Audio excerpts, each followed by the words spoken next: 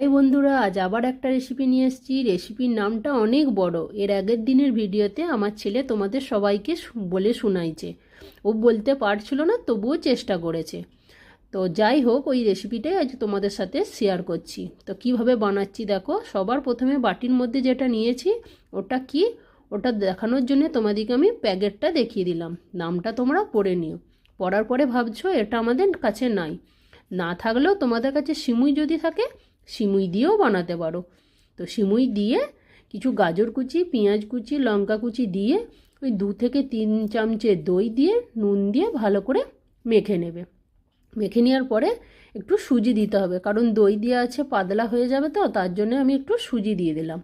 তো সুজি দিয়ে ভালো করে মেখে নিয়ে এটাকে সাইডে রেখে এরপরে চলো গ্যাসের মধ্যে একটা কড়াই কাটিয়ে কড়াইতে তেল গরম করতে দিলাম। এরপরে একটা সাউথ স্টাইলের ফোড়ন দিতে হবে। তার জন্য দেখো আমি 2-3 রকমের ডাল, সর্ষে, হিং, কারি পাতা সব দিয়ে ভালো করে নেড়েচেড়ে ভেজে নিয়ে ফোড়নটা রেডি করে নিলাম। এই ফোড়নটা আমি গরম গরম ওই যেইটা রেডি করে রেখেছি তার মধ্যে দিয়ে দেবো। দিয়ে ভালো করে নেড়েচেড়ে মেখে নেবো। মেখে নিয়ে আমি ওই আধ ঘন্টার মতন রেস্টে ছেড়ে দেবো। আধ ঘন্টা বাদে তোমরা অবশ্যই খেয়াল করে দেখো একটা পুরো কালারটাই চেঞ্জ হয়ে গেছে।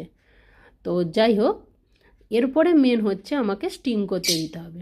তো তার জন্য আমার কাছে কোনো ইডলি মেকার নাই। তো কি করব, আমি ছোট ছোট বাটি নিয়েছি। এবার বাটির মধ্যে তেল ব্রাশিং করতে হবে। তেল ব্রাশিং না করলে আমি পরে যখন ওই শেপটা যেটা দিতে চাইছি সেটা যখন রেডি করব, শেপটা আসবে না। তার জন্য আমি তেল ব্রাশিং করে নিলাম। দিয়ে 2-3 চামচে করে এরপরে দেবো।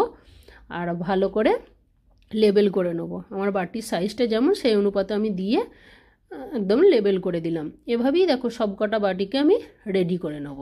তো রেডি হয়ে গেল। এরপরে দিতে হবে স্টিমে। তো স্টিমে দেওয়ার জন্য এদিকে দেখো কড়াইতে আমার জল গরম রেডি হয়ে গেছে। এরপরে একে একে বাটিগুলো দিয়ে আমি রেডি করে দেবো। তো দেখো আমার একদম একে একে বাটি কাটিয়ে রেডি করে দিয়েছি। এরপরে ঢাকা দিয়ে ওই আধ ঘন্টার মতন ছেড়ে দেবো। আধ ঘন্টা বাদে তোমাদেরকে দেখাচ্ছি, দেখো একদম স্টিম হয়ে রেডি হয়ে গেছে। এরপরে বাটিগুলোকে সব সাইডে রেখে দেবো। আর এর থেকে একটা বাটি আমি প্লেটে নিয়ে বাটিটাকে উল্টে দিলাম, যে হালকা হাতের প্রেস করলাম। দেখো আমার শেপ একদম বেরিয়ে গেল, শেপটা রেডি হয়ে। আর এটা খেতেও খুব সুন্দর হয়। আর এর সাথে একটা চাটনির দরকার। এই চাটনিটা আমি বানাইছি, এই রেসিপিটা আমি এর পরের দিনের ভিডিওতে দেবো। আর সবকটা ভিডিও তোমরা ফটাফট দেখো আর বানাও, খাও। আর কেমন লাগলো আমাকে কমেন্টে